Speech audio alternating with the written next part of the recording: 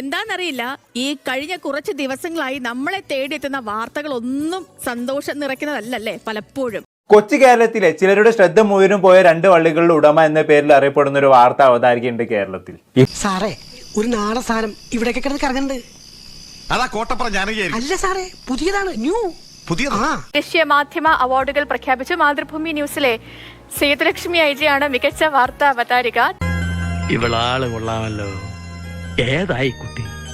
ഏതാന്നറിയില്ലെങ്കിലും ഇഷ്ടായി ഒരുപാട്. ഇപ്പൊ പുള്ളിക്കാരിയാണ് പലയിടത്തെയും ചർച്ചാ വിഷയം എന്ന് പറയുന്നത്. അതെ, ഞാൻ പറഞ്ഞു തരുന്നത് മറ്റാരെയും കുറിച്ചല്ല, വണ്ണിന്റെ ഉള്ളിൽ സേതുലക്ഷ്മി. ആളിപ്പോ കുറച്ച് ദിവസമായിട്ട് എയറിലാണല്ലോ. ന്യൂസ് ചാനലുകളിൽ ഇന്ന് ഏറ്റവും കൂടുതൽ ആരാധകരുള്ള ന്യൂസ് റീഡർ അത് സേതുലക്ഷ്മിയാണ്. നല്ല തറവാട്ടി പറഞ്ഞ കുട്ടി അല്ലേ? എനിക്ക് തോന്നുന്നില്ല. പലയിടത്തും പുള്ളിക്കാരെ ശ്രദ്ധിച്ചു കാണും. ആളിപ്പോ നിലവിൽ ന്യൂസ് മലയാളം 24/7 വാർത്താ അവതാരികയാണ്. അതുകൂടാതെ പലരുടെയും ക്രഷ് ആണെന്നൊക്കെയാണ് പറഞ്ഞു വരുന്നത്. ന്യൂസ് മലയാളം ചാനലിൽ ഇവർ വാർത്ത വായിക്കാൻ തെരഞ്ഞെടുക്കുന്ന വേഷവിധാനമാണ് ഇത്രയധികം ആരാധകരെ ഉണ്ടാക്കി നൽകിയത്. ലക്ഷണം കൊണ്ട് നല്ലതാ മച്ചമ്പി. ഐശ്വര്യം പോയിട്ടില്ല, കൂടിയിട്ടേ ഉള്ളൂ. ഇവിടെ പ്രേക്ഷകർ ഒരു കാര്യം ചോദിക്കട്ടെ, ഈ ചോക്ലേറ്റ് ഇഷ്ടമില്ലാത്ത ആരെങ്കിലും ഉണ്ടോ? കൊതിപ്പിക്കല്ലേ ഭഗവാൻ. അങ്ങനെ അവിടെ എത്തിയതിനു ശേഷം പുള്ളിക്കാർ പുതിയൊരു പ്രോഗ്രാം അവതരിപ്പിക്കാൻ തുടങ്ങി. ആ പ്രോഗ്രാമിന്റെ പേരാണ് ഹലോ മലയാളം.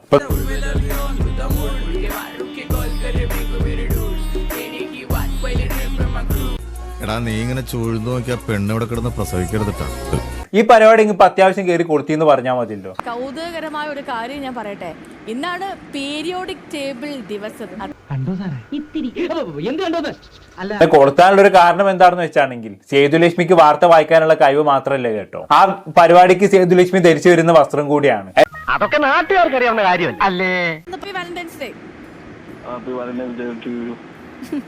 അപ്പോ തറവാട്ടി പറഞ്ഞ പെൺപിള്ളേർക്ക് പറയാൻ പറ്റിയ ഭാഷയാണ്. കുടുംബ സംഗമത്തെ ചൊല്ലിയുള്ള തർക്കം വീണ്ടും കടുക്കുന്നുണ്ട്. വേണ്ട പരിഗണന കിട്ടിയില്ലെന്ന് നമ്മൾ വിചാരിച്ചോ? നല്ല ഊളി നിങ്ങളെങ്ങനെ വിചാരിച്ചു? ഞാൻ വിചാരിച്ചു നല്ലൊരു പെൺകുട്ടിയാണ്. പോക്കാണ് മോനെ. അറിയാന്നേ പറഞ്ഞല്ലേ. അതെ, പ്രിയപ്പെട്ട പ്രേക്ഷകരെ ഒരു കാര്യം ചോദിക്കട്ടെ, ഈ ചോക്ലേറ്റ് ഇഷ്ടമില്ലാത്ത ആരെങ്കിലും ഉണ്ടോ? കണ്ടറിയാം ഇവളൊക്കെ പുറമ്പോക്ക് കോളനിയാണെന്ന്. ആ ലെവലാദികള്. അയ്യോ, എന്നെ താറമാരെ ഞാൻ